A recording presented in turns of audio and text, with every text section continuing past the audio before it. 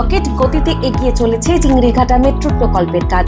সোমবার সপ্তাহের ব্যস্ততম দিনে যানজট সৃষ্টি না করে শেষ হয়েছে ফেজ 2 এর গার্ডার লকিং ও ভায়াডাক্ট বসানোর কাজ।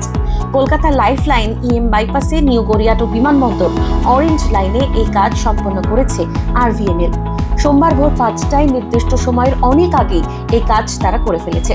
পরপর দুটি উইকেন্ডে থেমে থাকা কাজ শেষ হয়েছে। দ্রুততার সঙ্গে কাজ শেষ করে চিংড়িঘাটা মোড়ে যানবাহন চলাচল সম্পূর্ণ স্বাভাবিক করে দেওয়া হয়।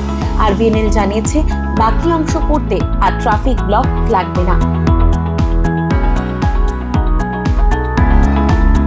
প্রথম দফায় 15ই মে রাত 8টা থেকে 18ই মে সকাল 8টা পর্যন্ত মোট 7 ঘন্টা সময় বরাদ্দ ছিল।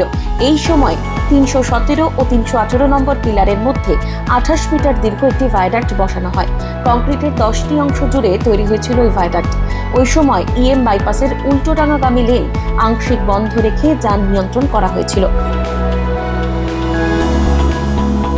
এক সপ্তাহ বিরতির পর দ্বিতীয় ধাপ শুরু হয় 22শে মে রাত 8টা থেকে।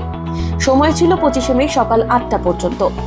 আবারও ছিল 7 ঘন্টার উইন্ডো, কিন্তু এইবার লক্ষ্য ছিল 318 ও 319 নম্বর পিলারের মধ্যে 34 মিটার দীর্ঘ ভায়াডাক্ট বসানো। দু দফায় মোট 120 ঘন্টারও কম সময় 317 থেকে 319 নম্বর পিলার পর্যন্ত 62 মিটার ভায়াডাক্ট বসানোর কাজ পুরোপুরি শেষ হলো। মেট্রো কর্তৃপক্ষ সূত্রে জানা গিয়েছে, চিংড়িঘাটা ক্রসিং এর পূর্ব দিকে কয়েকটি পিলারের মধ্যে কংক্রিটের ডেক বসানোর সময় তৈরি করা হবে বিকল্প একটি রাস্তা। সল্টলেক বাইপাসের ধারে খালের পাশ দিয়ে 60 মিটার রাস্তা তৈরি হতে পারে। সবকিছু ঠিক থাকলে চলতি বছরের শেষেই বহু প্রতীক্ষিত চিংড়িঘাটা মেট্রো পরিষেবা শুরু হয়ে যাবে।